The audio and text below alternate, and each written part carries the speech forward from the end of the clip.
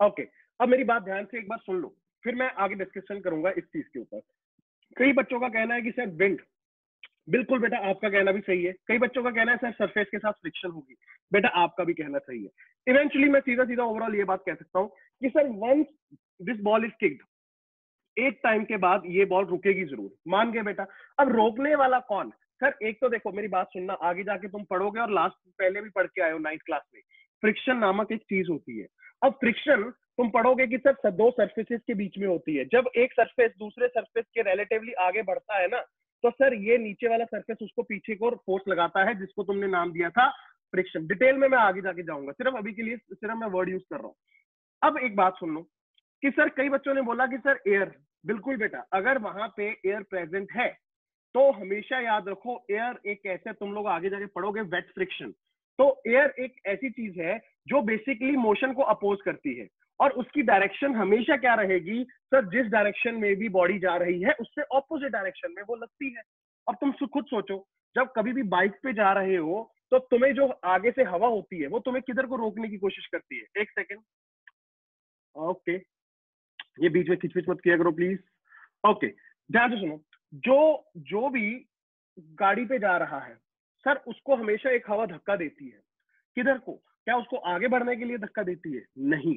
हमेशा जब भी तुम कभी भी हवा ऐसे एयर जा रहे हो गाड़ी से बहुत तेज, तो तुम्हें बेटा एक फोर्स एग्जर्ट होती है, और किस डायरेक्शन में होती है? Opposite to your motion. Always remember one thing, sir यहाँ पे इस बॉल को रोकने वाला कौन? मैंने तो उसको धक्का देके कुछ स्पीड दे दी थी, बट टाइम के साथ वो रुक गई। सर टाइम के साथ रुक गई, इसका मतलब उसकी रिटार्डेशन हुई, उसकी स्पीड कम हुई। ठीक है, रिटार्डेशन हुई। अब स्पीड कम कब होती थी? सोच के देखो सर, जब एक्सेलरेशन होती थी ऑपोजिट। सर बेसिकली एक्सेलरेशन का रिलेशन किससे लग रहा है मुझे? फोर्स से, राइट? पहले मैंने फोर्स किधर को लगाई? आगे को, तो सर स्पीड किधर को हुई? आगे को बढ़ गई। फिर सर फोर्स किधर को लग रही होगी? फ्रिक्शन किधर को रोकने की कोशिश कर रही होगी, तो सर स्पीड टाइम के साथ कम होगी, राइट? तो ये था तुम्हारा पहला पार्ट। अब सिंपल है, मैं एक बात आपको बताना चाह रहा हूं कि सर मुझे कुछ ना कुछ नजर आ रहा है कि फोर्स का कुछ यहाँ पे रिलेशन है, फोर्स का एक्सेलरेशन से रिलेशन है। एक्सेलरेशन क्या था सर? एक्सेलरेशन था स्पीड का बढ़ना या फिर घटना, या फिर वेलोसिटी का डायरेक्शन चेंज होना। आई होप आप लोगों को ये बात याद हो, राइट? उसके बाद अगर ये सेकंड केस देखोगे कि एक बच्चा था जो कि स्केटबोर्डिंग कर रहा था, स्केटबोर्ड पे जा रहा था। अब हुआ क्या कि सर स्केटिंग करते करते उसने महसूस किया कि जब वो जा रहा था तो हवा उसके ऑपोजिट चल रही थी। अब ऑपोजिट चलेगी तो सर उसको पीछे को धक्का मिलेगा। सर पीछे को धक्का मिलेगा तो फोर्स भी उसके ऑपोजिट लगेगी। अब वो मोशन उसका आगे को था, मोशन उसका आगे को था, फोर्स पीछे को लग रही है। तो बेटा यहाँ पे एक बात मुझे समझ आई, टाइम के साथ उसकी स्पीड कम होगी। और प्रैक्टिकली सोच सकता हूँ ये मैं, बहुत प्रैक्टिकल बात है कि जब भी सर कोई बॉडी को जाने से ऑपोजिट फोर्स लगेगा तो उसका स्पीड कम ही होगा। तो वो यहाँ पे हुआ। ये देखो, तुम लोगों को ये बात भी यहाँ पे एनालाइज करनी पड़ेगी डायग्राम में, अगर सारे बच्चे ध्यान से इस चीज को नोटिस करेंगे कि सर पहले एक सेकंड में उसने डिस्टेंस ज्यादा चला, दूसरे एक सेकंड में उसने डिस्टेंस कम चला। अगर पहले सेकंड में ज्यादा चला, दूसरे में कम चला, तो इससे ये बात इंडिकेट हो रही है कि उसकी स्पीड टाइम के साथ क्या हो रही है? कम। सर स्पीड क्या है? जो बच्चे पहली बार आए हैं मैं उनको दोबारा से एक बार दिमाग में डाल देता हूँ। Speed is nothing but, sir एक सेकंड में जो बच्चा कोई भी चीज सर डिस्टेंस कवर कर रही है, डिस्टेंस ट्रेवल्ड एक सेकंड में, उसी को बोल देते हो तुम स्पीड, राइट? तो आई होप आप लोगों को यहाँ पे ये कहानी क्लियर है कि सर हो क्या रहा था। बेसिकली विंड एक सर फोर्स लगा रही थी opposite direction to the motion. उसके मोशन की डायरेक्शन अगर मुझे कोई पूछेगा किधर को थी, तो sir it was towards our right, इधर इस डायरेक्शन में वो जा रहा था, इस डायरेक्शन में वो जा रहा था। और सर यहाँ पे विंड की डायरेक्शन क्या थी? Exactly opposite. अगर सर ऑपोजिट होगी तो यहाँ पे रिटार्डेशन होती है, रिटार्डेशन होती है तो मैं पहले ही लेक्चर में पढ़ चुका हूं कि speed will decrease. I hope आप लोगों को ये पॉइंट समझ आ गया। आई विल मूव आगे। अगर किसी बच्चे का कोई क्वेश्चन है अभी भी दिमाग में तो जल्दी, सर प्लीज शेयर स्क्रीन। आपको स्क्रीन दिख रही है ना Poonam? Okay, good good good. Vedant एक बार चेक कर बेटा, प्लीज चेक करो आपका कोई नेटवर्क का इशू ना हो। ओके ओके, गुड गुड, सबको दिख रही है, सबको दिख रही है। आ जाओ, मैंने एक और सिचुएशन दी थी आप लोगों को। आई क्लियर एनोटेशंस, मैं आगे बढ़ रहा हूँ, इस चीज को दिमाग में रखना जो मैं बोल रहा हूँ। आज इसी पे चर्चा करूंगा मैं, फोर्स के ऊपर। ओके सर, आपने सेकंड बोला था कि आपने एक इंक्लाइन सरफेस ले लिया। अब इंक्लाइन सरफेस के ऊपर एक रख दिया गया बक्सा, ब्लॉक। सुना हुआ आपने, ब्लॉक कुछ होता था, 9th क्लास में क्वेश्चंस भी किए थे। अच्छा, अब क्वेश्चन ये था कि सर मुझे पता है धरती नीचे को एक्सेलरेशन ड्यू टू ग्रेविटी से बॉडी को खींचती है, मान गए, बट क्वेश्चन इज जब इसको मैं किसी इंक्लाइन सरफेस के ऊपर रखूंगा तो ये नीचे आएगा, राइट? कोई भी इंक्लाइन सरफेस के ऊपर अगर अपन किसी बॉडी को रखेंगे वो टाइम के साथ नीचे को स्लाइड करेगी। मेरा क्वेश्चन सिंपल था कि उसकी एक्सेलरेशन क्या जी के बराबर, एक्सेलरेशन ड्यू टू ग्रेविटी के बराबर होगी, हाँ या ना? जल्दी से जो भी आपके आंसर है, जो भी आपको लगता है जल्दी से बताओ। अथर्व का आंसर आया यस, वेदु का आंसर आया, वेदांत का A is equal to G. Okay sir, your voice not received properly. Poonam आवाज क्लियर? ये जो बच्चे मुझे दिख रहे हैं, हाँ जल्दी से, वीडियो वाले बच्चे जल्दी। ओके, सबको क्लियर है, दामिनी को भी चाहिए। ओके ओके ओके बेटा, गुड। प्लीज मैं रिक्वेस्ट करूंगा यशराज, एक बार थोड़ा सा नेटवर्क देखो, एक घर पे ना ऐसा स्पॉट पकड़ो जहां पे इंटरनेट सही चल रहा हो, ठीक है? Okay okay. अथर्व का कहना है यस, वेदांत का कहना yes is equal to G, Dev का कहना कि A is not equal to G. अच्छा, A is greater than G. Okay, ये भी इंटरेस्टिंग बताया कुछ इसने। Okay sir, A will not be equal to G because due to gravity and mass of body A will equal to G tan theta. नहीं नहीं समझ गया मैं किधर जा रहे हो, जी टेन थीटा नहीं होता, वो कुछ और होता है। सही है, ट्रिग्नोमेट्री के साथ रिलेटेड है। ऋषभ का कहना है यस, MI A1 का कहना नो, कुणाल नो, श्रुति चौहान यस। ओके, मेरी बात सुनो, मेरी बात सुनो, मेरी बात सुनो, सुन लो सुन लो। ओके, अभी किसी और का आंसर आया नो। ओके, एक बात सुनो, अगर एक बॉडी को मैं ऐसे हवा में छोड़ देता हूँ, पकड़ा छोड़ दिया, नीचे आएगी, वो बॉडी की एक्सेलरेशन जी होती है, सबको पता है, राइट? अगर हवा में मैंने फ्री फॉल कराया किसी बॉडी का, वो जी से नीचे आती है। अब अगर तुम लोग सोच के देखो कि सर यहाँ पे आपने एक इंक्लाइन ले लिया, ये इंक्लाइन सरफेस है, यहाँ पे आपने एक बॉल रख दी, आपने उसको छोड़ दिया, और एक इसी के बिल्कुल साइड पे आपने यहाँ से एक बॉल को छोड़ दिया, राइट? अब लॉजिकली सोचना, यहाँ पे मैं बना के भी दिखा देता हूँ आप लोगों को कि अगर मैंने दोनों जगह से ब्लॉक को छोड़ा, एक ब्लॉक मैंने रख दिया यहाँ पे,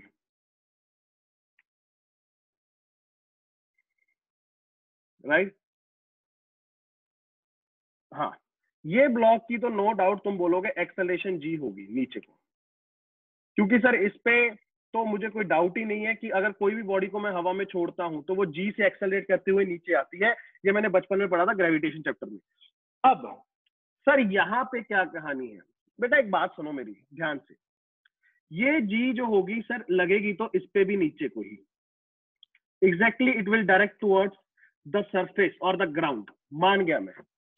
बट एक बात याद रखना सर, यहाँ पे ना अब एक्सेलरेशन उसकी दो हिस्सों में बढ़ जाती है। सर दो हिस्सों में बढ़ जाती है। अब इसकी कहानी लंबी है, तुम लोग वेक्टर्स पढ़ोगे, वेक्टर्स में जाके तुम लोग कुछ सीखोगे नई चीज। यहाँ पे अगर बेटा मैं इसके दो ऐसे एक्सिस को घुमा दूं, मतलब एक तो अलोंग द सरफेस और एक परपेंडिकुलर टू द सरफेस, ये मैंने एक्सिस है, ठीक है? तुम्हें पता तुम्हारी एक्सिस कैसे होती है, एक्स वाई एक्सिस ऐसे होती है, सीधी सीधी, राइट?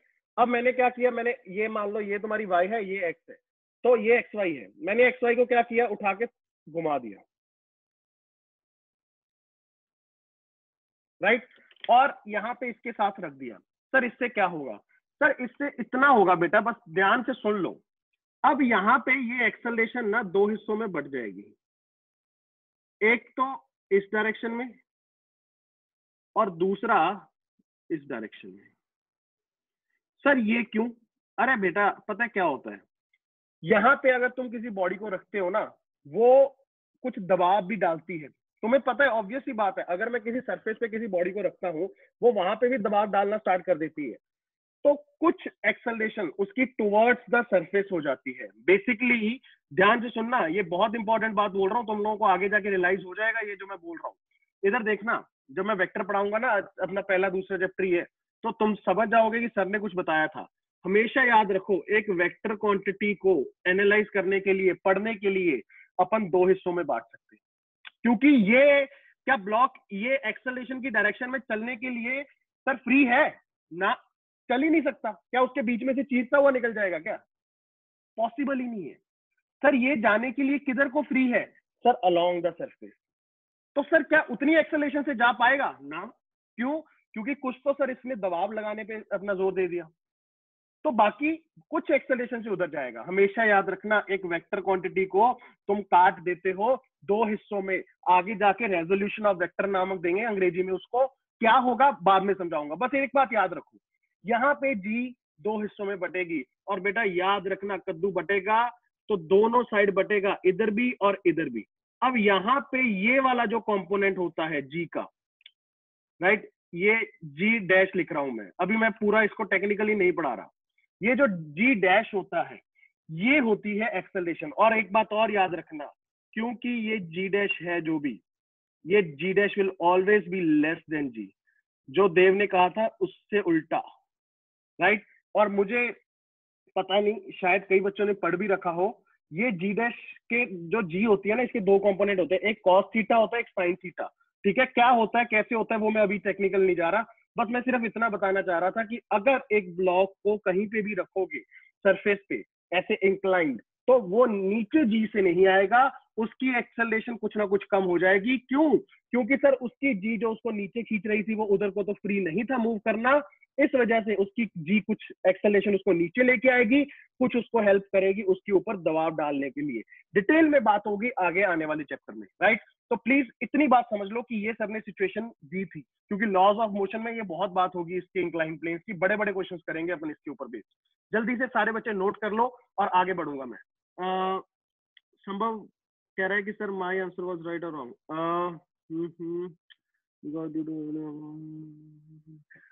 संभव आपने बोला था जी टेन थीटा, वो टेन नहीं है, टेन नहीं होता, टेन नहीं होता, इधर को जी साइन थीटा होता है। कैसे आता है वो मैं टाइम पे बताऊंगा, अभी मैं उसमें ज्यादा नहीं जा रहा। रेजोल्यूशन ऑफ वेक्टर करेंगे, उसमें मैं बहुत अच्छे से आपको डिटेल में एक्सप्लेन करूंगा। बस सिर्फ सिर्फ मेरे मन की इतनी बात को समझ लो कि सर ने कुछ खास नहीं बताया यार, ये सारी कहानी सुना के सर ने एक बात बता दी कि यहाँ पे क्योंकि वो नीचे फ्लो करने, बेसिकली नीचे जाने के लिए फ्री नहीं थी, इसकी वजह से उसकी एक्सेलरेशन दो पार्ट्स में बढ़ गई। सर एक तो उसको नीचे लेके आ रही है, दूसरी उसको धक्का देने में हेल्प कर रही है, राइट। बस इतना समझ लो, और जो नीचे आने वाली एक्सेलरेशन है वो जी से कम होगी, बस इतना तेरे लिए इनफ है। जल्दी से मैं क्लियर कर रहा हूं एनोटेशन।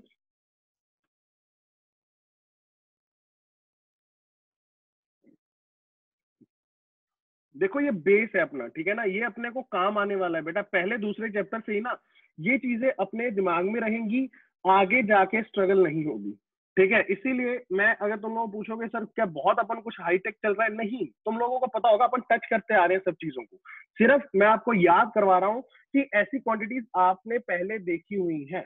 एंड बहुत पॉसिबल था कि अपन मे बी स्टार्ट ले लेते डायरेक्टली कि हाँ आपने सुना हुआ है तो लेट्स मूव आगे, बट मुझे पता है बाद में कई बच्चे स्ट्रगल कर जाते हैं, 3-4 बच्चे भी बीच में से जिनको नहीं याद होगा वो स्ट्रगल करेंगे, राइट। तो आप जो जिनको पता भी है, जिनको याद भी है चीजें, बहुत ध्यान से सुनो, बिकॉज बेटा आप लोग भी काफी कुछ थोड़ा सा ब्लर हो जाता है 2 सालों में, ठीक है ना, क्योंकि 9th में आप लोगों ने ये चीजें थोड़ी सी सुनी थी। आई क्लियर द एनोटेशंस, आगे बढ़ रहा हूँ। एक ये था कि अगर कैनन चलाई गई तो मंकी की तरफ उसने डायरेक्टली ऐसे बेटा करके शूट कर दिया। अब इस पे जल्दी से मुझे आंसर भेजो कि क्या आया था, हिट और मिस, जल्दी सारे बच्चे। ओके, जो नए बच्चे हैं वो भी ऐड हो सकते हैं, कोई इशू नहीं है। Dev Gatecha sir miss, sir no hit, miss. Vedant का कहना hit, okay. Yashraj miss, Kunal miss, okay okay. M I miss, Rajat miss. It will hit monkey as gravitational force is acting on both monkey and bullet। नहीं नहीं, monkey बैठा है, संभव वहां पे monkey बैठा है, तेरी भावना ठीक है बिल्कुल, अगर तू चलेगा तो। Miss, miss. सबका मेजोरिटी बच्चों का कहना है कि सर इट विल मिस, मेरे हिसाब से भी इट विल मिस बेटा। अच्छा, वैसे तो एक्चुअल में अगर बात करोगे तो इसकी स्पीड के ऊपर भी डिपेंड करती है बहुत कहानी, बट मैं तुम लोगों को सिर्फ एक बात बताना चाह रहा था, जब तुम इसको शूट करते हो किसी भी कैनन को, सर जैसे ही ये यहाँ से निकलेगी, क्या इस पे एक नीचे को एक्सेलरेशन लगनी स्टार्ट हो जाएगी, और वो एक्सेलरेशन सर कितनी होती है, सर वो मैंने पढ़ा है, इट इज इक्वल टू जी। अगर ये जी के बराबर इसको एक्सेलरेशन नीचे को खींचेगी, तो सोच के देख, क्या सर इसकी डायरेक्शन चेंज करेगा? वो बिल्कुल करेगा। और क्या ये सीधा ऐसे लाइन में जाएगा? ना, इसका एक्चुअल में बेटा पाथ जो होगा वो पता है कैसा पाथ होगा? कुछ ऐसा, राइट? तो this will be the path. इसको बोलते हैं, तुम लोग आगे जाके बोलोगे प्रोजेक्टाइल मोशन, इसको बोलोगे प्रोजेक्टाइल मोशन, राइट? ऐसा कुछ होता है। एक सेकेंड, यहां से निकला, जी एक्ट करता है इस पे, जिसकी वजह से इट विल गो नीचे ऐसे, राइट? याद रखना, थ्रू आउट द मोशन इसको ग्राउंड की तरफ खींचने वाला कौन? Acceleration due to gravity.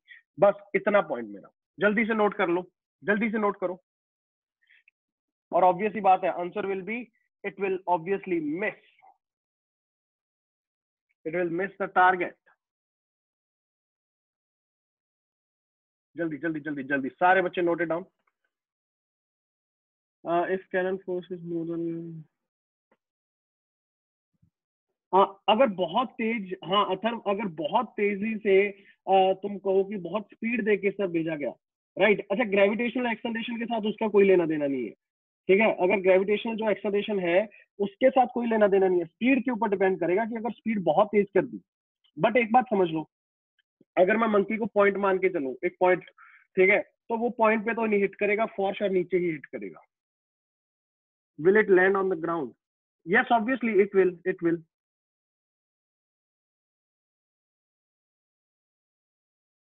अच्छा, ये तो नहीं सोच रहा देख कि जाके सर बीच में पेड़ आ जाएगा, उसके बीच में टकरा जाएगा। हाँ ठीक है, भावनाओं को कंट्रोल मतलब वही है।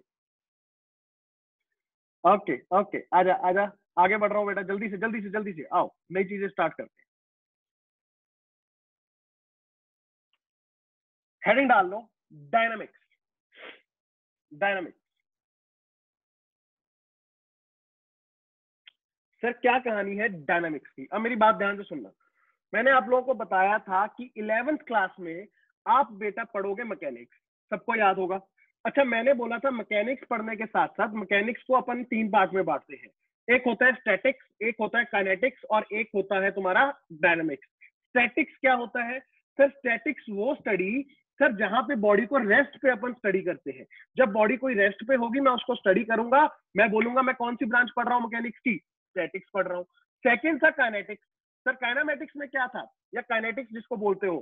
सर काइनेटिक्स में बेसिकली अपन सिर्फ मोशन को स्टडी करते हैं। जैसे अभी अपन ने जितने भी पार्ट किए थे, वहां पे तुमने स्पीड की बात की, एक्सेलेरेशन की बात की, डिस्टेंस की बात की, डिस्प्लेसमेंट की बात की, वेलोसिटी की बात की, रिटार्डेशन की बात की, ये सब चीजों की बात हुई। बट क्या वहां पे जब अपन ने, याद करो, एक एग्जांपल भी ली थी, मैंने बॉल को ऊपर फेंका, क्या किसी ने मेरे से पूछा कि सर कितना फोर्स लगा के फेंका? ना, वहां पे चर्चा ही नहीं थी। सर सिर्फ ये माना गया कि सर बॉल को 20 मीटर पर सेकंड से ऊपर फेंका। तो वहां पे we do not discuss about force, we do not discuss about the cause of motion. What is the cause of motion? सारे केसेस में मैंने पीछे देखा कि सर कॉज ऑफ मोशन कौन होता है, मोशन करवाने वाला कौन होता है? It is force, right? अब एक बात समझ लो, जब तुम मोशन को तो स्टडी करोगे, वहां पे देखो काइनेटिक्स में क्या था, मोशन को स्टडी किया बट कॉज की चर्चा नहीं की। अब अगर मैं सर मोशन को तो स्टडी करूंगा बट साथ साथ I will do discuss about the cause of motion. Cause of motion माने तो फोर्स की अगर मैं बात करूंगा तो सर वो क्या हो जाएगा? डायनामिक्स। सर ये मैकेनिक्स की वो ब्रांच है जहां पे अपन डिस्कस करेंगे मोशन को, और मोशन के साथ साथ उस मोशन को करवाने वाली फोर्स। आई होप ये पॉइंट सबको क्लियर होगा। और पहले तो डायनामिक्स है क्या, राइट? और मैंने यहाँ पे अंग्रेजी में फुल लिखा भी हुआ है कि study of a body in motion discussing its cause, bracket में what is the cause of motion. We need to remember, sir कुछ भी नहीं, मोशन करवाने के लिए हमेशा कौन चाहिए? मैंने बोला बॉल को ऊपर फेंका, सर बॉल को धक्का दिया होगा आपने, राइट? अगर मैंने बोला कि सर कैनन ने शूट कर दिया, अब कैनन ने शूट कर दिया, क्या कैनन ने बेसिकली फोर्स लगाया होगा? राइट? तो लॉजिकल है, हमेशा याद रखो। और फोर्स को तुम बचपन से पढ़ते आ रहे हो। सर क्या, अरे यार ये बच्चों वाली डेफिनेशन क्या कि it is nothing but a push और अ पुल, या तो धक्का देना या खींचना, दो चीजें हैं, राइट? और एक और बात आपको मैं याद करवाना चाहता हूं कि इसका एसआई यूनिट क्या होता है? न्यूटन। अब न्यूटन का अगर मैं थोड़ा सा इसका एनालाइज करूं तो मैं और भी बता सकता हूं। न्यूटन क्या होता है? KG metre per second square, याद है? KG metre per second square कहां से आया? आज के लेक्चर में आगे बता दूंगा, राइट। बट याद रखना ऐसा unit of force is Newton. इसको मेजर किस में करते हो? न्यूटन में करते हो। ये चीजें दिमाग में डाल लो बेटा, पहला चैप्टर आएगा यूनिट्स एंड डायमेंशंस, और वहां पे ये मान लिया जाता है कि आप लोगों को ये सब चीजें पता है, राइट। और बार बार क्वेश्चंस में ये यूज होगा, तो अपने को ये चीज याद रखनी है जो मैं बता रहा हूँ कि ऐसा यूनिट क्या है, इसका न्यूटन है और किसका? फोर्स का, right. Yes Athar, very good. Athar ने बताया कि कहां से आता है ये, जो मैंने बोला था KG metre per second square. लिख लेना, newton is equal to KG metre per second square. कैसे? आज के लेक्चर में पता चल जाएगा, और फॉर्मूला अगर आपको याद है तो आपको पता होगा। यस देव, आई विल बाद में करता हूं, right. Okay, simple. Force is nothing but a push और अ पुल टू अ बॉडी। सर कोई भी बॉडी को अगर धक्का दिया जाएगा या खींचा जाएगा, अपन खट से बोल देंगे कि इस पे फोर्स लगाई जा रही है।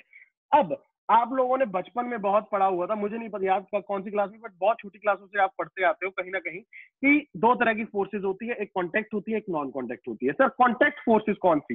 बेटा सिंपल है, नाम से सब कुछ क्लियर कि सर ऐसी फोर्सेज जहां पे बेसिकली दो चीजों को कांटेक्ट बनाने की जरूरत पड़ती है, वहां पे अपन बोलेंगे कि ये कांटेक्ट फोर्सेस है। जहां पे विदाउट कांटेक्ट, यहाँ पे ये सही लिख लेना कि जहां पे सर विदाउट कांटेक्ट अपन बोल दे कि सर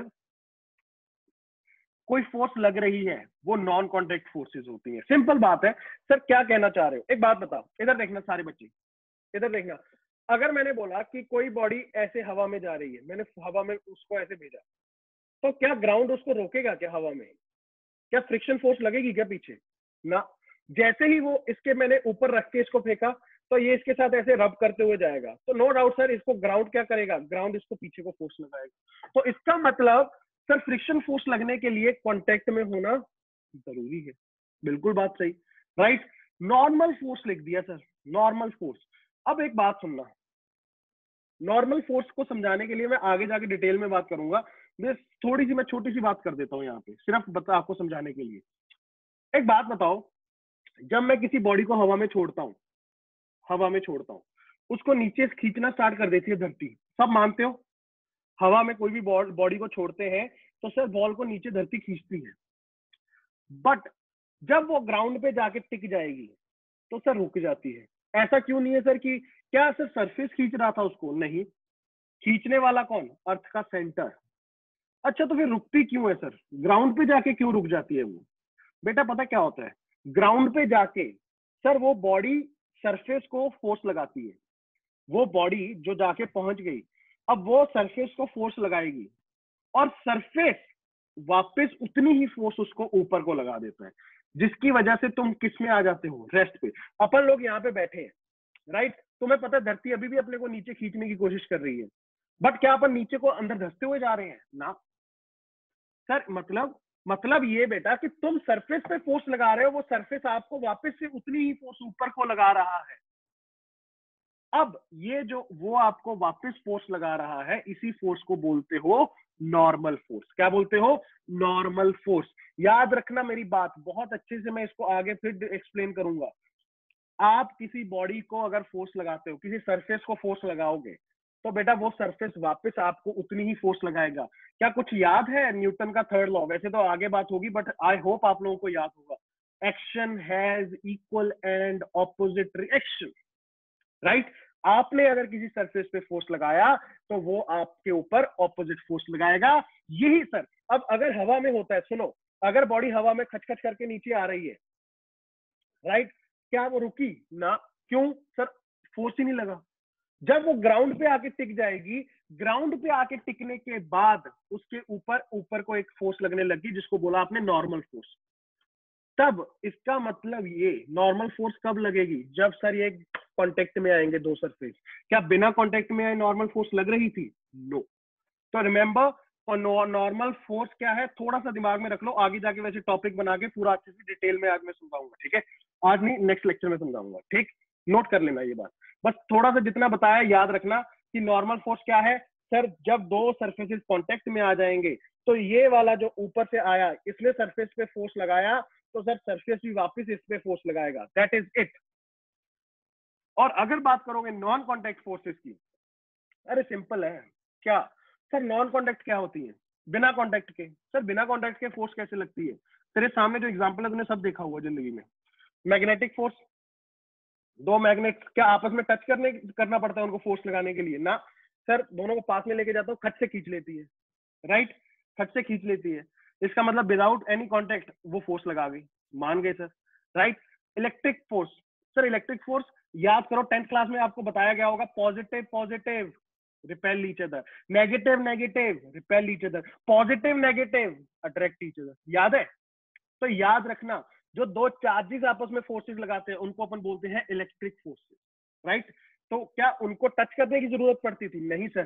सर वो दूर से ही एक दूसरे को अट्रैक्ट या रिपेल करते थे। और स्टेटमेंट अगर तुम्हें याद हो, बहुत रटवाते हैं तुम लोगों को स्कूल में, कि like charges repel each other, unlike charges attract each other, right? Gravitation, sir gravitation, अरे यार सोच के देख, अगर तू जाके कहीं पे किसी क्लिफ पे गया, तूने कूदा, तो कूदता है जब तू हवा में होता है, तो क्या धरती तुझे पकड़ के खींचती है क्या? ना। क्या हो रहा है? क्या सर मैं हवा में हूं तो बेसिकली विदाउट एनी कांटेक्ट धरती मुझे अपनी तरफ खींच लेती है, तो क्या धरती को तेरे साथ कांटेक्ट में आने की जरूरत पड़ती है? बिल्कुल भी नहीं। तो ये भी कैसी force? Non contact force. I hope आप लोगों को ये जो एग्जांपल्स यहाँ पे दी गई थी वो समझ आ गया हो, और आई एम श्योर कि आप लोगों को ये तो समझ आ गया होगा कि कांटेक्ट और नॉन कांटेक्ट में कैसे डिफरेंशिएट करना है, right? I hope this is clear. Next, fundamental forces, बहुत इंपॉर्टेंट, ये फिजिक्स में मैं बार बार कई बार टर्म्स यूज करूंगा जब भी मैं पढ़ाऊंगा। फंडामेंटल फोर्सेस, फंडामेंटल फोर्सेस, ध्यान से सुनना मेरी बात है क्या। सर क्या है फंडामेंटल फोर्सेस? देखो सिंपल है, अगर तुम बात करो कि सर यहाँ पे अपने अभी यहाँ दुनिया में या अपने सराउंडिंग में कितनी तरह की फोर्सेस एग्जिस्ट करती हैं, बच्चे हैरान होते हैं कि सर नहीं ऐसा नहीं हो सकता, but this is the fact. Actual में सिर्फ 4 ही फंडामेंटल फोर्सेस हैं। फंडामेंटल फोर्सेस मतलब इन्हीं के अंडर आएंगी बाकी सारी फोर्सेस, ये जितनी मैंने पीछे एग्जांपल दी है वो भी इनके अंडर ही आती है, राइट? सर कैसे? एक होती है इलेक्ट्रोमैग्नेटिक फोर्सेस, एक होती है ग्रेविटेशन, और दो होती है strong and weak nuclear forces. ध्यान से सुनना मेरी बात। पहले मैं बात करता हूं स्ट्रॉन्ग और वीक न्यूक्लियर फोर्सेस की। सर न्यूक्लियर, अब तुम लोगों ने सुना होगा न्यूक्लियस लेवल पे होती है बेटा, ये एटम के अंदर, राइट? न्यूक्लियस होता है, तो न्यूक्लियर लेवल पे ये फोर्सेस होती है, और मैंने लिखा भी है शॉर्ट रेंज फोर्सेस, ये बहुत पास, इनका डिस्टेंस बहुत कम होना चाहिए तब जाके ये एक्ट करती है, दोनों की दोनों फोर्सेस। पहली बात तो ये दोनों को तो भूल जाओ, ये तो सब न्यूक्लियर लेवल पे है, वहां की कहानी। बची कौन कौन तेरे पास? ग्रेविटेशन और इलेक्ट्रोमैग्नेटिक। ग्रेविटेशन कौन सी फोर्स होती है? सर ये वो फोर्स होती है जो बेसिकली कई बच्चों के दिमाग में होता है ना कि सर ग्रेविटेशन फोर्स कौन सी है, अरे सर ये तो वो फोर्स है जो कि धरती लगाती है। बेटा एक्चुअल में ये नहीं बोला था, न्यूटन ने ये नहीं बोला कि जो धरती फोर्स लगाएगी that is your gravitation force ना। उसने बोला कि दो बॉडीज जिनके पास मास है वो एक दूसरे को अट्रैक्ट करेंगी, दो बॉडीज जिनके पास मास है वो एक दूसरे को अट्रैक्ट करेंगी। अच्छा, अगर किसी के दिमाग में आ रहा है कि सर फिर मेरे पास सराउंडिंग में तो इतनी चीजें पड़ी है जिनके पास मास है, वो तो मुझे अट्रैक्ट नहीं कर रही, तो बेटा उसका रीजन ये है कि आप दोनों के बीच की जो फोर्स है उसका मैग्नीट्यूड बहुत कम है। वहां पे देखो, तुम लोगों को मैं अब ज्यादा टेक्निकल नहीं जाऊंगा, बट आई होप आप लोगों ने सुना हो, एक फॉर्मूला था F is equal to G m1 m2 upon R square, याद है? जी m1 m2 upon R square. m1 और m2 मतलब दोनों बॉडीज का मास, दो बॉडीज का मास, राइट? उनका प्रोडक्ट। अगर दोनों का मतलब मान लो मास तुम्हारा भी जो है, जी की वैल्यू जो होती है वो 10 टू पावर माइनस समथिंग के ऑर्डर में होती है, बहुत छोटा नंबर, मैं ज्यादा नहीं बोलूंगा, ठीक है? उसके बारे में तुम लोग कंफ्यूज हो जाओगे। सिर्फ एक बात समझ लो, जो तुम्हारे सराउंडिंग में चीजें हैं उनका मास और तुम्हारा मास जब मल्टीप्लाई करोगे बहुत छोटा सा नंबर बनता है। जब मैं अर्थ का मास देखूंगा, अर्थ का मास बहुत ज्यादा होता है, जब वो मेरे साथ मेरे मास के साथ मल्टीप्लाई करेगा तो सर एक सिग्निफिकेंट अमाउंट ऑफ फोर्स वहां पे बनती है, राइट? तो always remember one thing, gravitation force is attracting force. और सिंपल सी बात है सर, ये मास, दो बॉडीज के मास जब होंगे उनकी इंट्रैक्शन की बात होती है। इलेक्ट्रोमैग्नेटिक फोर्स क्या होती है? बेटा सब कुछ जहां पे ग्रेविटेशन मास की वजह से अट्रैक्शन की कहानी नहीं है, बाकी सब चीजें इलेक्ट्रोमैग्नेटिक में आती हैं। फ्रिक्शन, तू यहाँ पे बैठ के कॉपी पे लिख रहा है, ये भी इलेक्ट्रोमैग्नेटिक फोर्स, क्योंकि फोर्स लगाए बिना तेरा काम नहीं चलेगा, राइट? मैं किसी को सर धक्का देता हूँ, मैं किसी को अपनी तरफ खींचता हूँ, सब जगह सर नॉर्मल फोर्स जो अभी अपन बात कर रहे थे, ठीक है? याद रखना ये सारी की सारी फोर्सेस किसके अंडर कैटेगराइज की जाती है? Electromagnetic forces, right? तो सिर्फ याद रखना, दो तो न्यूक्लियर लेवल पे चली गई, बची कौन कौन, ग्रेविटेशन और इलेक्ट्रोमैग्नेटिक। तो सर अगर ग्रेविटेशन नहीं होगी तो वो कैटेगरी कौन सी में आएगा, इलेक्ट्रोमैग्नेटिक फोर्सेस। और ये बात ऑर्डर को याद कर लो, ये ऑर्डर बहुत इंपॉर्टेंट है, क्योंकि ये कहीं ना कहीं आपको फिर से दोबारा पूछा भी जा सकता है ये क्वेश्चन, कि अगर ऑर्डर ऑफ स्ट्रेंथ की बात करोगे तो ऑर्डर ऑफ स्ट्रेंथ क्या होगा। तो बेटा याद रखो, जो स्ट्रॉन्ग न्यूक्लियर फोर्सेज होती हैं उनका स्ट्रेंथ सबसे ज्यादा होता है, उसके बाद आती है इलेक्ट्रोमैग्नेटिक फोर्सेज, फिर आती है वीक न्यूक्लियर फोर्सेज, और सबसे वीक कौन होती है, ग्रेविटेशनल फोर्सेस। आई होप आप लोगों को ये बात समझ आ गई हो। मैंने इसलिए बोला कि आपकी सराउंडिंग में बहुत चीजें हैं जिनके पास मास है, बट आप लोगों के जो मास का प्रोडक्ट होता है उसकी वजह से फिर भी वो ग्रेविटेशनल फोर्स बहुत कम होती है कि आपको महसूस भी नहीं होती, राइट। तो remember this is the order, right. Strong nuclear forces सबसे ज्यादा स्ट्रॉन्ग, उसके बाद electromagnetic forces, then weak and then gravitational. ठीक है, नोट कर लो, आगे बढ़ूंगा जल्दी से। Always remember, only 4 fundamental forces exist. आगे जो भी फोर्सेस पढ़ने वाले हो वो सारी की सारी इन्हीं 4 के अंडर आएंगी कर कर आके, राइट। ओके, बस याद रखना जहां पे ग्रेविटेशन नहीं है तो सर ऑब्वियसली बात है न्यूक्लियर लेवल पे जब बात होगी, न्यूक्लियर लेवल पे अपन बात करेंगे आगे जाके मॉडर्न फिजिक्स में। ओके, आई होप आप लोगों को क्लियर है। आगे बढ़ रहा हूँ बेटा, आगे बढ़ो। Poonam, Damini, yes yes video, हाँ हाँ, okay good, okay. B0 BCDAE, अभी मुझे लगता है कोई बच्चे नया ने ज्वाइन किया था, प्लीज अपने नाम सही रखा करो, नाम अगली क्लास से प्लीज नाम सही करा करो, सो दैट कि हम लोगों के पास रिकॉर्ड रहे कि आप कौन कौन बच्चे ज्वाइन कर रहे थे। Okay, thank you. आजा, बड़ा सिंपल टॉपिक बच्चों वाला, ठीक है, डायग्राम बना दिया, तुम लोग खुश होते रहोगे देख के। इधर देख, क्या है इफेक्ट्स ऑफ फोर्सेस। अरे सर ठीक है, मान गए फोर्स फोर्स होती है, अच्छी बात। सर अब वो फोर्स क्या क्या करने की क्षमता रखती है, सिंपल है बेटा, ज्यादा इसमें टेक्निकल नहीं होऊंगा मैं, सीधा सीधा तुझे अपनी कुछ अपनी भाषा में बात करेंगे, खत्म करेंगे। इफेक्ट्स ऑफ फोर्सेस, बेटा एक बात समझो, अगर कोई बॉडी जा रही है, सुनना, अगर कोई बॉडी जा रही है, तू गया, तूने जाके पीछे से उसको धक्का लगाना स्टार्ट कर दिया, अगर तू उसको धक्का लगाएगा, नो डाउट सर मैंने उसके मोशन की डायरेक्शन में फोर्स लगाया, हाँ या ना। अगर तूने उसकी मोशन की डायरेक्शन में फोर्स लगाया तो भाई साहब उसकी स्पीड क्या होगी, बढ़ेगी। लॉजिकल है, प्रैक्टिकली सोच, राइट। वहीं पे अगर कोई बॉडी जा रही थी, मैं आगे से गया, मैंने उसको रोकना शुरू कर दिया, अब सर अगर आपने उसके मोशन की डायरेक्शन से ऑपोजिट फोर्स लगाया तो टाइम के साथ स्पीड कम हो जाएगा। तो एक बात समझ आई, सर फोर्सेस या तो स्पीड बढ़ाएंगी या स्पीड घटाएंगी। अरे सर ये मैंने सुना सुना लग रहा है स्पीड बढ़ना और घटना, क्या इसी को ही एक्सेलरेशन भी बोला गया था, क्या इसको एक्सेलरेशन भी बोला गया था। तो इसका मतलब क्या फोर्स का सर कोई रिलेशन है क्या एक्सेलरेशन के। यस, आप लोगों को पता भी है, आप लोगों को पता भी है, राइट। तो सबसे पहली बात, सर ये स्पीड बढ़ा सकता है, स्पीड घटा सकता है। दूसरी, सर स्प्रिंग, स्प्रिंग के ऊपर बहुत पढ़ेंगे अपन, 11th क्लास में आओगे मैकेनिक्स में, बहुत स्टोरियां पढ़ेंगे स्प्रिंग के ऊपर। सर इसको पकड़ूंगा, खींच दिया, फोर्स लगाई, स्ट्रेच कर दिया, सर पकड़ा, दबा दिया, कंप्रेस कर दिया, सर बेसिकली मैंने क्या कर दी, उसकी शेप चेंज कर दी, राइट। तो आप लोगों को बोला जाता है कि फोर्स लगाने से आप क्या कर सकते हो, ये कुछ था मेरे पास, लेट्स अज्यूम स्पॉन्ज थी, मैंने उसको पकड़ा, दबा दिया, सर उसकी शेप चेंज हो गई। तो एक काम और कर सकती है सर फोर्स, क्या sir, it can change the shape और the size of a body. सब पढ़ा हुआ है आप लोगों ने, यस बिल्कुल सर। और बेटा सोच, मान ले ये जो तुम आईसीएसई बोर्ड से अगर कोई बच्चा होगा तो उसको तो पता होगा, उनको पढ़ाया जाता है ये, राइट, टॉर्क टॉर्क कुछ पढ़ाया जाता है। कोई भी बॉडी की अगर तुम बात करोगे, जैसे अपन कभी भी नल खोलते हैं अपने घर पे, तो वहां पे तुम लोग दो फोर्सेस लगाते हो। सर दो फोर्सेस क्यों लगाता हूँ, अरे सोच के देखना, अगर ये उसका ऊपर है तो क्या एक ही साइड पे उंगली से ऐसे धक्का देता है क्या उसको, ना, क्या दोनों साइड को ऐसे पकड़ता है क्या, एक को पकड़ के अपनी तरफ खींचता है, दूसरे को धक्का देता है, ऐसा कुछ करता है ना, राइट। इनको क्या बोलते हैं, कपल फोर्सेस, क्या बोलते हैं, कपल फोर्सेस। डिटेल में बात होगी आगे आने वाले समय में। अच्छा सर ये कपल फोर्सेस क्यों लगाई जाती है, बेटा ये इस वजह से लगाई जाती है क्योंकि तुम उसको रोटेट करना चाहते हो। याद रखना, कभी भी कोई बॉडी को रोटेट करने की बारी आएगी तो सर उस पे दोनों साइड पे फोर्सेस लगानी पड़ती है, और उन फोर्सेस को क्या बोल सकते हैं अपन, कपल फोर्स। में ज्यादा डिटेल में नहीं जाऊंगा, आगे जाके तुम लोग इस चीज को समझ जाओगे।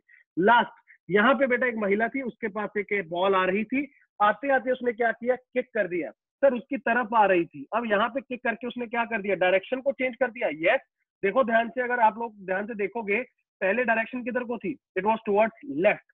सर उसने क्लिक किया, सर वो नीचे को इधर को जाने लग गई। अगर तुम ध्यान से देखो, क्या इसने उसकी डायरेक्शन चेंज कर दी, राइट? तो बेसिकली क्या क्या काम कर सकती है सर एक बॉडी, मुझे समझ आ गया। स्पीड बढ़ा सकती है, स्पीड घटा सकती है, शेप और साइज को चेंज कर सकती है, रोटेट करवा सकती है किसी बॉडी को, या फिर it can change the direction. I hope सब बच्चों को ये कहानी क्लियर है अभी तक जितना मैंने बोला।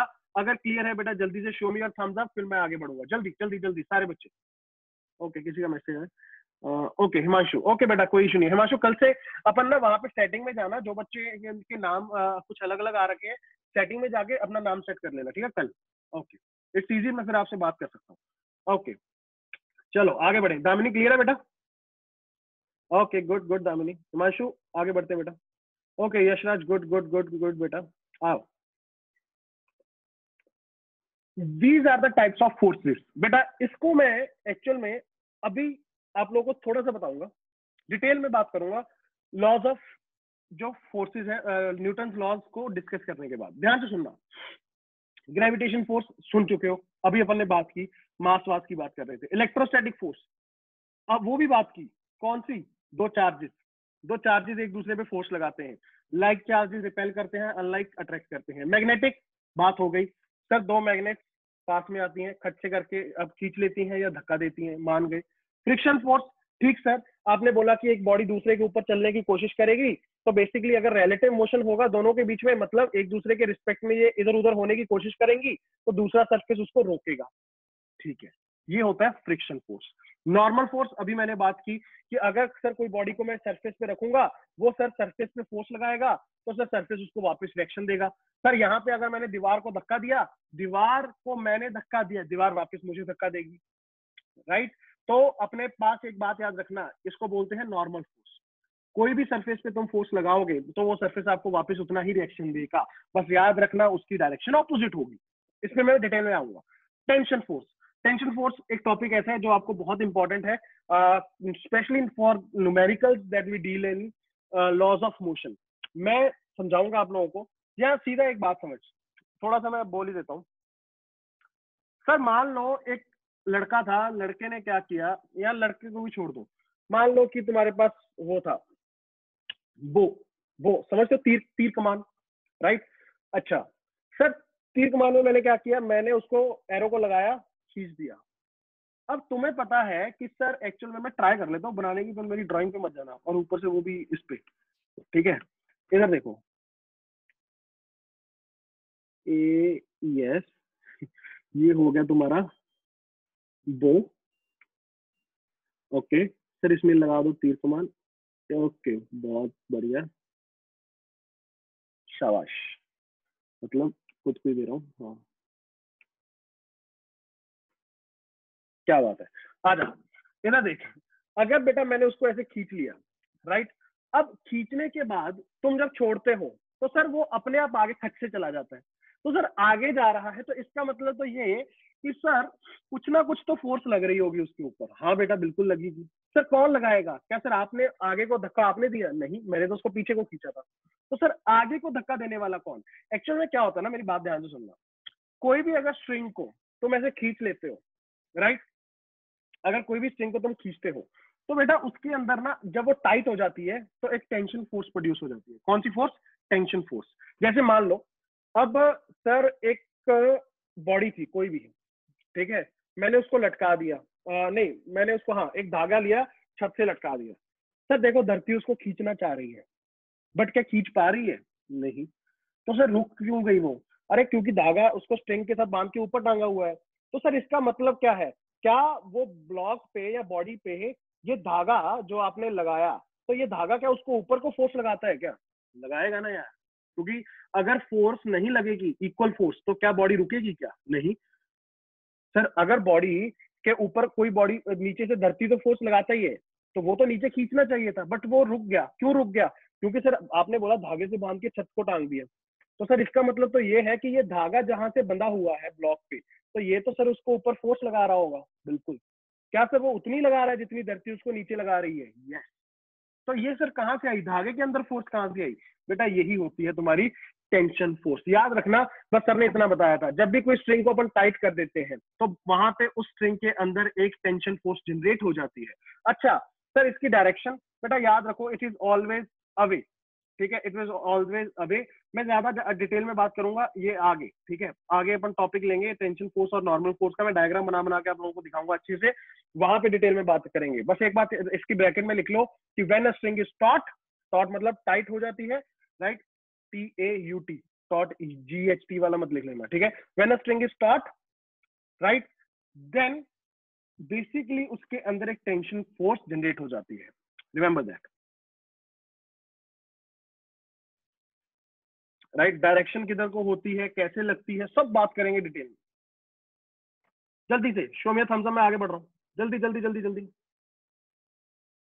ओके अथर्व गुड, गौरव बढ़िया, okay Rajat, Kunal, Dev good, Padmash good बेटा, यशराज गुड, ओके आजा।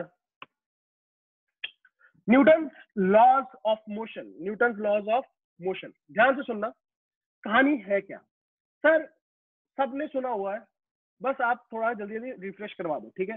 कुछ टर्म्स होती हैं जो आपको जैसे मैं बोलूंगा वैसे दिमाग में रखनी है, क्योंकि अगर आप लोग 2 साल पढ़ोगे तो मैं ये टर्म्स बार बार यूज करूंगा और मैं वही आपसे एक्सपेक्ट करूंगा जो मैं खुद सोचता हूँ वही आपको भी सोचना पड़ेगा। सर क्या, देख सबको पता है फर्स्ट लॉ ने क्या बोला, पहले ऑफिशियल स्टेटमेंट में बोलता हूँ, उसने बोला कि अगर कोई बॉडी रेस्ट पे है वो रेस्ट पे ही रहेगी, अगर कोई बॉडी मोशन पे है वो मोशन में ही रहेगी, अनटिल एंड अनलेस एंड बाहर से एक फोर्स लगा दी जाए, और वो फोर्स भी कैसी, अनबैलेंस्ड फोर्स, अनबैलेंस्ड फोर्स इस पे भी आऊंगा, एक्सटर्नल फोर्स लगे अनबैलेंस्ड, ठीक सर, तब जाके सर उसमें चेंज आएगा स्टेट में, नहीं तो जो बॉडी सर रेस्ट पे है वो रेस्ट पे रहेगी और जो मोशन में है वो मोशन में ही रहेगी।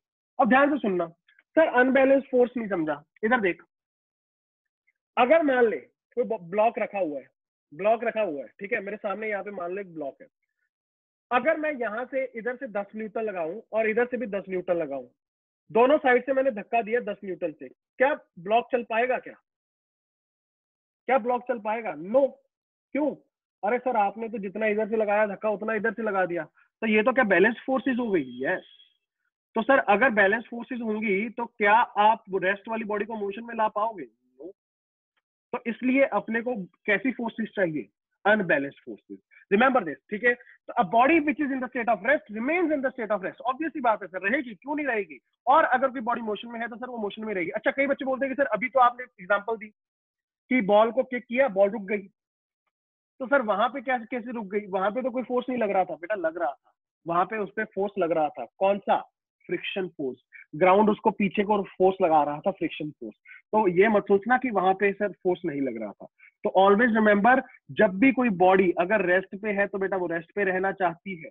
अच्छा इस उसकी चाहत हो ना कि सर मैं रेस्ट पे हूं तो मैं रेस्ट पे ही रहूं, और ये टर्म बहुत बच्चे कंफ्यूज होते हैं, बच्चों को अब नहीं समझ आता कि ये मतलब क्या है, कि सर अगर वो मोशन में है वो मोशन में ही रहना चाहती है, उसकी जिद है। अच्छा इस जिद का नाम होता है इनर्शिया, क्या होता है, इनर्शिया, बॉडी की जिद कि मैं रेस्ट पे हूं तो मैं रेस्ट पे रहूं, मैं मोशन में हूं तो मैं मोशन में ही रहूं, इस जिद को बोलते हो इनर्शिया। अब बॉडी की सर 3 जिद होती है एक्चुअल में, अगर मैं देखूं ध्यान से, कौन सी, इनर्शिया ऑफ रेस्ट, मतलब कि वो रेस्ट पे ही रहना चाहती है। एग्जांपल देता हूं समझिएगा, तुम लोगों ने देखा होगा कि सर मैंने पेड़ हिलाया, कोई मतलब पेड़ बड़ा वाला नहीं, छोटा पतला सा कुछ है ना, तो जाके सर मैंने उसके ऐसे ब्रांच को पकड़ा हिला दिया, सर पत्ते गिरे, बेटा पत्ते पता क्यों गिरे, क्योंकि उनकी जिद थी, वो कह रहे थे अपन तो रेस्ट पे रहेंगे, राइट। अब तुमने ब्रांच को हिला दिया, ब्रांच हिल गई, वो रेस्ट पे रहना चाहते थे, खत से निकल के टूट के गिर गए, मरे, मरे, राइट, जिद के चक्कर में। This is basically inertia of rest. Inertia of motion, कोई बॉडी मोशन में है तो वो मोशन में रहना चाहती है। सर सबसे बेस्ट एग्जांपल तुमने मूवीज में देखा होगा या ऑब्वियसली प्रैक्टिकली भी सोच सकते हो, कई बार क्या होता है, घोड़े पे जा रहे होते हैं ना राइडर्स, तो घोड़ा एकदम से ब्रेक लगा देता है, राइट, अब घोड़ा तो रुक जाता है, बट जो ऊपर बैठा होता है वो गुलाटी खा के ठक से आगे गिरता है, राइट, क्यों, उसकी बॉडी का इनर्शिया था, उसकी जिद थी, कहता मैं तो मोशन में हूं तो मैं मोशन में चलूंगा, बट हुआ क्या कि सर घोड़ा रुका, उससे नहीं रुका गया, वो गुलाटी खा के खट से आगे गिरेगा। और ये गाड़ियों में भी होता है, ठीक है, बाइक पे जो बहुत तेज जाते हैं, खट से एक्सीडेंट होता है, लोग आगे गिरते हैं, राइट। क्यों? उनकी बॉडी का इनर्शिया था। कौन सा इनर्शिया था? मोशन का। जिद किधर की मोशन में रहोगी, right. Inertia of direction. Sir अगर मान लो किसी बॉलर ने बॉल करवाई, अब बॉल की जिद है कि सीधा जाके कीपर के पास जाना है, राइट। वो उसकी जिद है कि वो सीधा जाएगी ठीक कीपर के पास। बट ऑब्वियस ही बात है सर, ये सारी की सारी जिद तोड़ता है एक चीज। कौन? फोर्स। फोर्स लगा दोगे, इनर्शिया की जिद तो जाएगी जाएगी। सोच के देख, अगर मान लो कि सर पहली जो अपन ने एग्जांपल ली थी ये कि सर रेस्ट पे था, अगर पत्ता था, पत्ते के ऊपर अगर तुम फोर्स साथ में लगा देते, ठीक है, जैसे ब्रांच में लगाया, तो पत्ता भी ना टूटता, राइट। जैसे ये जो घोड़े वाली एग्जांपल थी, सर अगर मान लो उसको कोई रोकने वाला होता, आगे से उसको आदमी को आगे से कोई धक्का लगा देता, तो वो आदमी भी ना गिरता। या फिर सिंपल सी एग्जांपल सुनो, मैं मेट्रो पे अगर आप लोग चढ़े हो तो आप लोगों को एग्जांपल ज्यादा अच्छे से समझ आएगी, या कोई भी बस में भी बिल्कुल समझ आएगी। बस में अगर तुम खड़े हो ना, जैसे बस चलती है तुम पीछे को गिरते हो, और जैसी बस रुकती है तुम आगे को गिरते हो। रीजन है, देख, जब तू रुका हुआ है, बस आगे को एकदम से खच से निकल जाती है, तो ऑब्वियसली बात है तेरी बॉडी रेस्ट के उसमें थी, मूड में, वो कह रही थी कि सर जी मैं रेस्ट पे रहूं। बट नीचे से बस चल गई, जैसे ही वो चली तुम्हें पीछे को ऐसे धक्का लगता है, क्योंकि तुम्हारा upper part is basically not ready, इसकी जिद है कि रेस्ट पे रहो। बट तू फिर भी बैलेंस कर लेता है। सर मैं कैसे बैलेंस करता हूँ? सर मैं वहां पे कोई डंडा पकड़ लेता हूँ, राइट। कोई भी चीज की मैं सपोर्ट लेके अपने आप को आगे खींच लेता हूँ। क्या तूने बेसिकली अपनी बॉडी पे फोर्स लगा के उसको बचाया? यस। जब सर आगे को ब्रेक लगाती है कोई चीज, तो फिर आगे को गिरता हूं मैं। क्यों? तेरी बॉडी की जिद थी मैं मोशन में रहूं, वो रुक गया। सर मैं फिर भी नहीं गिरता। क्यों? सर मैं फिर से कुछ ना कुछ पकड़ लेता हूँ, राइट। मैं फिर से एक्सटर्नल फोर्स लगा के अपनी बॉडी को नीचे गिरने से रोकता हूँ। डायरेक्शन। सर बॉल जाना चाहती थी कीपर के पास, बट सर बैट्समैन ने बीच में फोर्स लगा दिया, क्या डायरेक्शन चेंज कर दी? तो एक बात याद रखो, ये तीनों की जिद तोड़ने वाला कौन? External force. आई होप आप लोगों को मेरा पॉइंट समझ आ गया होगा। इसको जैसे मैं बोल रहा हूं वैसे का वैसे ही दिमाग में फिट कर लो, भलाई रहेगी। आओ आगे बढ़ते हैं, नोट कर लो जल्दी से, टेंशन मत लो। जो बच्चे नए हैं आपको बता दूं मैं, नोट्स आपके मैं वो उस पे डाल दूंगा, ग्रुप पे डाल दूंगा, बट फिर भी साथ में नोट करोगे, जो चीजें सुन रहे हो वही लिखोगे, आपके लिए बेनिफिशियल, राइट। साथ साथ सुनते सुनते लिखोगे ना चीजों को, तो वो दिमाग में ज्यादा अच्छे से बेटा लॉन्ग टर्म के लिए रहती है। ओके, शो में थम्स अप जब दिन का नोट हो गया जल्दी से। Okay okay, good Kunal, Harshvardhan, good बेटा, good Himanshu, good Damini,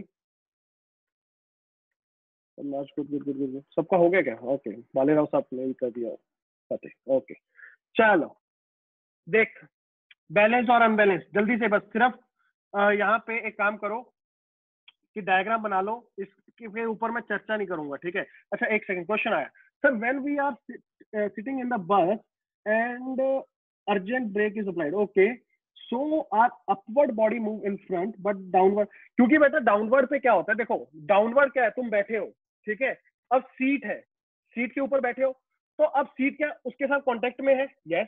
sir वो आगे तो मेरी बॉडी ये भी जाना चाह रही थी, बट वो सीट में कांटेक्ट में होने की वजह से, मैंने क्या बोला, रिलेटिव मोशन को अपोज करती है कौन?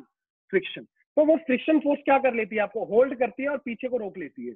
वहां की ऊपर वाली बॉडी जो होती है वो खट से आगे को जाती है। Yes yes yes, I hope संभव आपको क्लियर हुआ हो। नीचे वाली बॉडी को एक फोर्स पीछे को रोकने वाली होती है, फ्रिक्शन। जैसे तुम आगे को जाने की कोशिश करते हो ना, फ्रिक्शन आपको पीछे को रोकने की कोशिश करता है। ओके, बैलेंस और अनबैलेंस फोर्सेस। सर दो एग्जांपल दिया आपने रामू और शीला की। सर ऑब्वियस ही बात है, दोनों ने फोर्सेस लगाए, फोर्सेस लगे, अगर इक्वल फोर्सेस होंगे बॉडी नहीं हिलेगी सर, ऑब्वियस ही बात है। और अगर अनइक्वल फोर्सेस हुए, जैसे सेकंड केस में कि सर शीला ने लगाया 50 और उसने लगाया 20 न्यूटन, लॉजिकली अगर मैं देखूंगा सर कि शीला ने ज्यादा फोर्स लगाया, और नेट फोर्स अगर मुझे कोई पूछेगा कि यार इधर को 50 इधर को 20, तो सर नेट फोर्स कितनी लगी? सर मैं बोलूंगा 30 न्यूटन। किधर को? राइट हैंड साइड को। किसकी डायरेक्शन में? जिस डायरेक्शन में सर शीला ने खींचा था। ओके, जल्दी से नोट करो, जल्दी से नोट करो, एक टेक्निकल प्रॉब्लम होगी इस क्वेश्चन इसमें।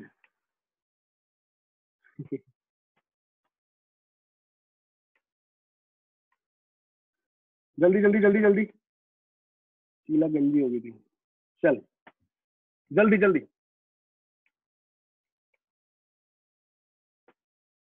नोट इट डाउन, बस डायग्राम बना लो, इसमें तुम लोगों को बताने वाला कुछ नहीं है।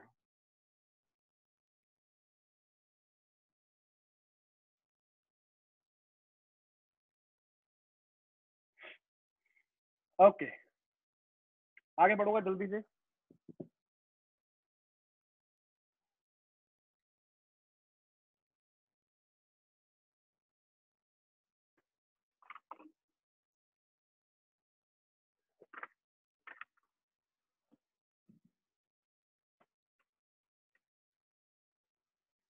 यस ऋषभ, बैलेंस फोर्सेस में नेट फोर्स कितना हो जाएगा? 0। 20 20 20 माइनस 20 0।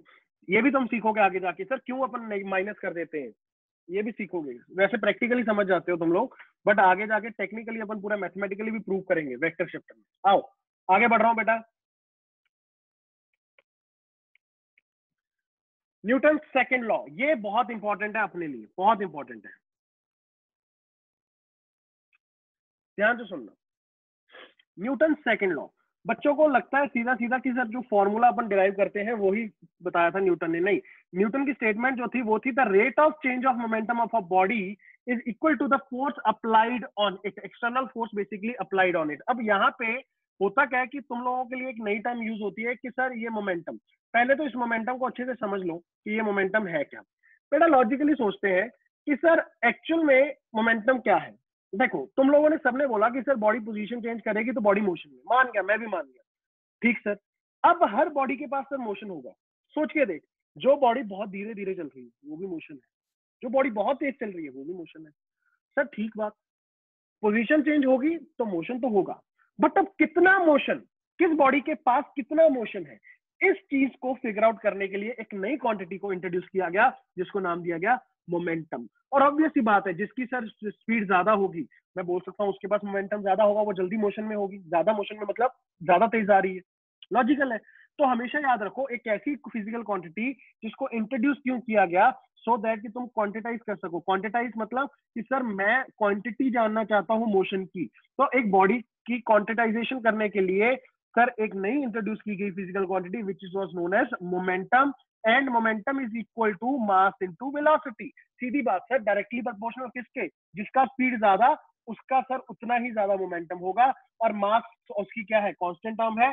यहाँ पे एक बात को लिख लेना ध्यान से, momentum is a vector quantity, आपको यहां से दिखना भी चाहिए कि उसके ऊपर मैंने एरो बना रखा है। इसके पास भी डायरेक्शन होगी, बहुत इंपॉर्टेंट बात, इसके पास भी डायरेक्शन होगी, राइट।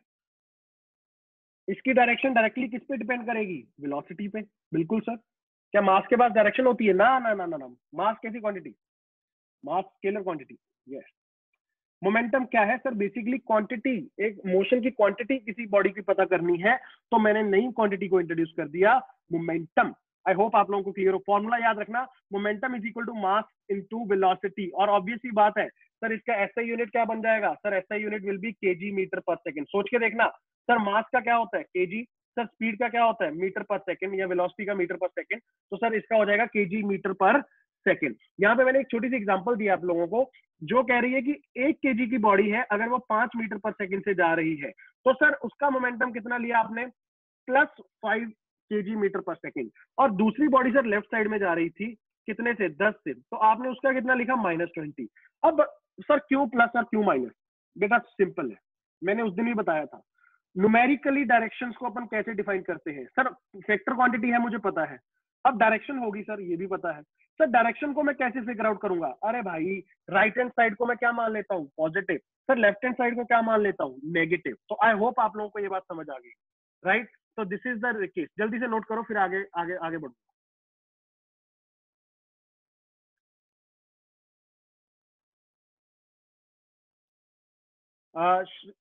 सृष्टि चौहान, मुझे समझ नहीं है क्या आपने, आप क्या कहना चाह रहे हो, प्लीज रिपीट करो क्वेश्चन को। सिंपल है कि मोमेंटम इंट्रोड्यूस किया गया टू क्वांटिटाइज द मोशन, कि सर कितनी क्वांटिटी ऑफ मोशन है किसी बॉडी के पास। Formula mass into velocity, obvious सी बात है सर, वेलोसिटी को डायरेक्टली प्रोपोर्शनल हो जाएगा। ठीक बात, दो एग्जांपल दी गई, 1 केजी और 1 केजी 5 मीटर से जा रही थी तो 5 KG metre per second, plus क्यों, राइट में था, क्योंकि राइट को मैं क्या मानूंगा, पॉजिटिव। दूसरी लेफ्ट को जा रही थी, तो 20 kg metre per second minus में लिया, क्यों सर वो लेफ्ट में जा रही थी। तो याद रखना मोमेंटम भी एक वेक्टर क्वांटिटी है, स्टार मार्क करके अंडरलाइन कर लेना, ये चीज बच्चे कंफ्यूज हो जाते हैं कई बार। अच्छा वापस आओ, मोमेंटम समझ आ गया, सिर्फ मोमेंटम इसलिए मैंने समझाया डिटेल में। संभव क्वेश्चन मैं लेता हूँ, अगर कोई क्वेश्चन है मुझे मैसेज कर दो, मैं अनम्यूट बाद में लास्ट में अपन सेशन रखेंगे, वहां पे मैं बात करूंगा आप लोगों से, ठीक है। अगर कोई वैसे बीच में क्वेश्चन आ रहा है तो मैसेज कर दो। मोमेंटम, अच्छा अगर बेटा देखो मोमेंटम मैंने इसलिए लिया क्योंकि यहाँ पे स्टेटमेंट में यूज हुआ था rate of change of momentum. अच्छा मैंने लास्ट क्लास में बताया था रेट ऑफ चेंज मतलब टाइम के साथ चेंज, मतलब चेंज क्या होता है sir, final minus initial, right, with respect to time. तो एक बात ध्यान से सुन लो, यहाँ तो इसको लिखते हैं DP by D T. DP by D T क्या है, बहुत छोटा सा चेंज बहुत छोटे टाइम में। यहाँ पे सीधा सीधा जो तुम लिखते आए हो delta P upon T.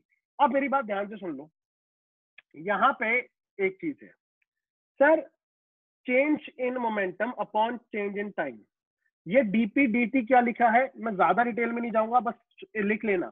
DP का मतलब क्या है, small change in momentum, dt का मतलब small change in time, right. Momentum is what, mv, right. अब यहाँ पे मैंने m को बाहर ले गया, बचा क्या, dv बाई dt।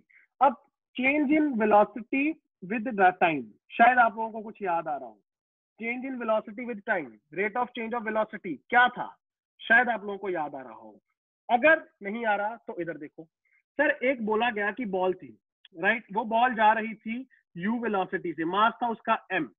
सर अगर वो u से जा रही थी तो बीच में एक आदमी आया, उसने किक कर दिया उस बॉल को, अब उसकी वेलोसिटी चेंज करके कितनी कर दी, u से कर दी v, पहले u होगी कुछ ना कुछ और उसने कर दी v, ऑब्वियसली बात है बढ़ा दी होगी, मान गए सर। अब अगर मैं आपसे पूछूं कि उसका इनिशियल मोमेंटम कितना था जब वो आ रही थी, तो sir mu, mass into u। अच्छा फाइनल कितना था सर, m इंटू v, क्योंकि अब उसकी स्पीड कितनी हो गई v। तो sir initial mu final mv। तो अगर मैं बोलूं कि चेंज इन मोमेंटम क्या होगा, क्या तुम बोल सकते हो it is equal to sir final minus initial, that is mv minus mu, clear है, upon t। Sir mass common ले सकता हूं, मास को कॉमन लिया तो अंदर क्या बचा, v minus u upon t। अरे अब तो पता चल गया होगा क्या है, change in velocity with respect to time, acceleration, अपन ने लास्ट क्लासेस में पढ़ा था, change in velocity per unit time is what, is acceleration, right. तो यहां से मेरे पास एक फॉर्मूला आया, F physical to mass into acceleration. बेटा एक बात समझ लो, ये फॉर्मूला ना बैकबोन है, 2 साल हर जगह यूज करेंगे, हर जगह यूज करेंगे। Force is equal to mass into acceleration, question अनंत बन सकते हैं, इनफाइनाइट, बट ये फॉर्मूला आपको दिमाग में रखना है। आया कहां से, क्या स्टेटमेंट थी और कैसे इसको अपन ने अप्रोच किया, वो आपको याद रखना है, राइट। सारे बच्चे जल्दी से नोट कर लो, मैं फिर एक और इसके बारे में आपको नया एंगल बताऊंगा जो शायद आप लोगों को ना पता हो, जल्दी से। Yes yes, force is a vector quantity, obvious ही बात है। फोर्स किस डायरेक्शन में लगा रहे हो, जिस डायरेक्शन में फोर्स लगाओगे उसी डायरेक्शन में एक्सेलरेशन होगी, बिल्कुल। फोर्स इज, अच्छा ये कह रहे हो क्या यहाँ पे एरो नहीं बना, बना लो, दिल पे काय ले रहे हो। Sir if accident takes place of 2 cars, who will get more damage, the car will have more movement। देखो देखो देखो देखो देखो, संभव इसका जवाब ना इसी लेक्चर में मिल जाएगा, इसी लेक्चर में मैंने एग्जांपल बनाई हुई है, साइकिल और मैंने शायद कार का एक्सीडेंट करवाया है। डैमेज की अगर तुम बात करोगे ना, ध्यान से सुन लो, ऐसा नहीं होता कि सर मोमेंटम के ऊपर मैं डिपेंड करूंगा कहानी, पता क्या होता है, जितनी फोर्स ये कोई भी, जैसे आपने बोला 2 cars, राइट, या कोई बड़ी भी होगी छोटी भी होगी, राइट, जितनी फोर्स एक कार दूसरे पे लगाएगी दूसरी भी उतनी उस पे लगाती है, ये बात हमेशा याद रखना। ये थर्ड लॉ में मैं बताऊंगा आप लोगों को, every force has equal and opposite reaction, याद है।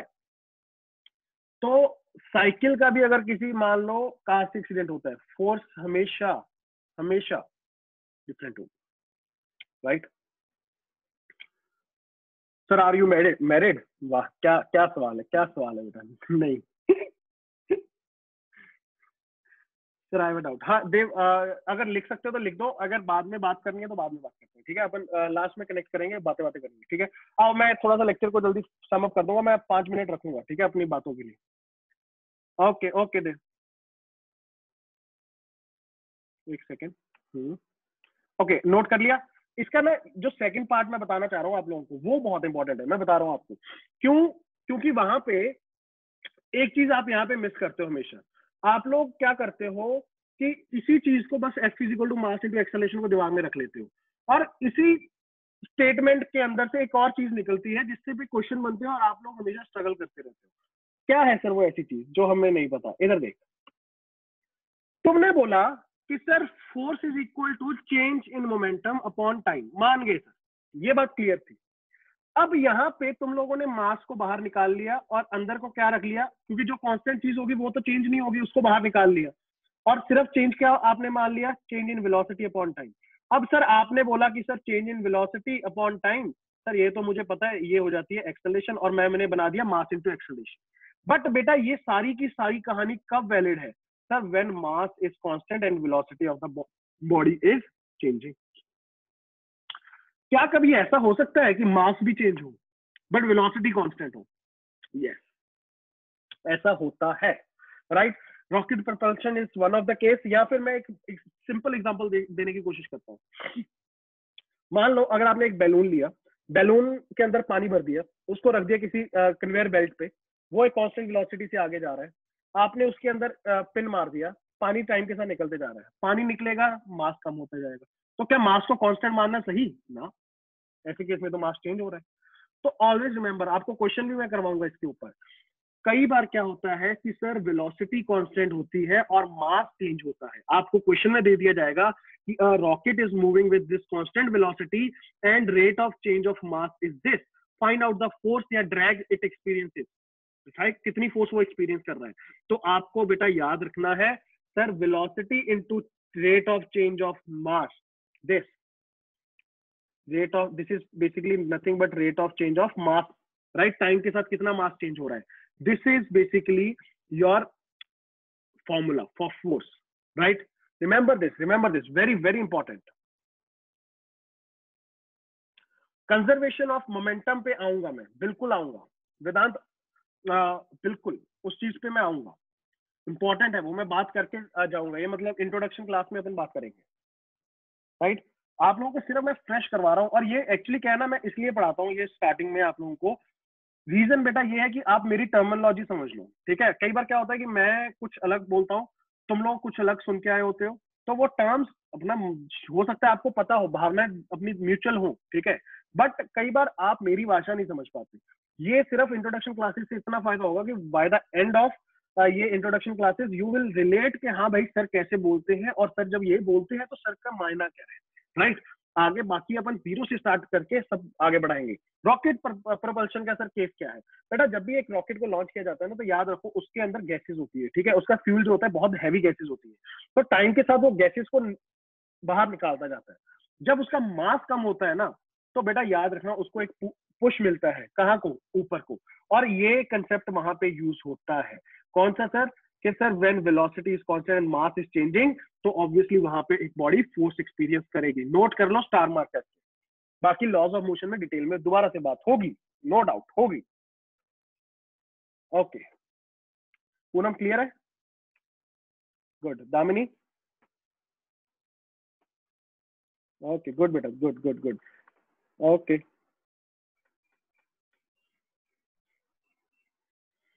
आई क्लियर एनोटेशन से आगे बढ़ूंगा जल्दी से। ओके, नोट करो, जल्दी जल्दी नोट करो, कोई इशू नहीं है, टाइम लो।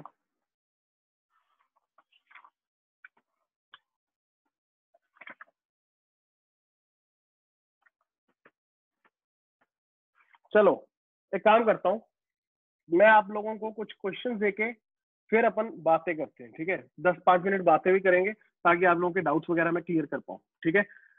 इसके पहले क्वेश्चंस कुछ मैंने लिखे हुए हैं, या जल्दी से क्वेश्चंस ले लो, या तो स्क्रीनशॉट मार लो अभी के अभी, या फिर मैं ग्रुप पे डाल दूंगा, ठीक है। ग्रुप पे मैं डालूंगा, तुम लोग सिर्फ देखो, find the acceleration of the given cases. बहुत सिंपल क्वेश्चन है तुम लोगों के लिए, हवाबाजी है, सिर्फ हवा में करने वाले क्वेश्चन है ये। जल्दी से स्क्रीनशॉट मार लो या फिर मैं ग्रुप पे डाल दूंगा, ठीक। पहला क्वेश्चन, सिर्फ आपको एक्सेलरेशन निकाल के बतानी है सब केसेस में, ABCDE। ओके,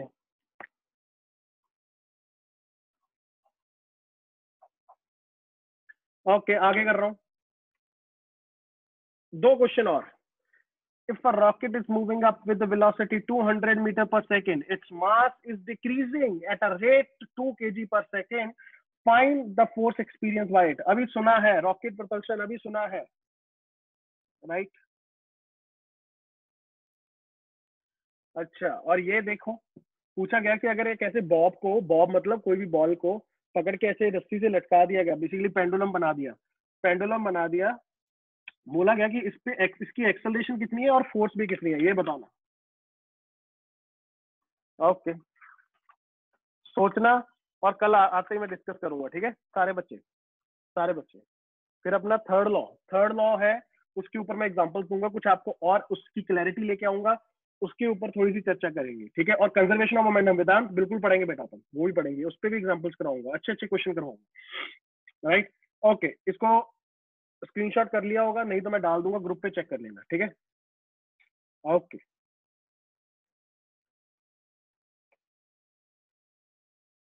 आ रहा हूँ, एक सेकंड, अपन डिस्कशन करते हैं।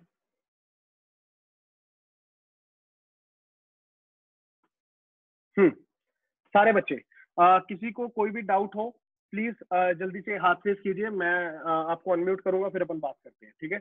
Okay, I will stop the recording, wait a second.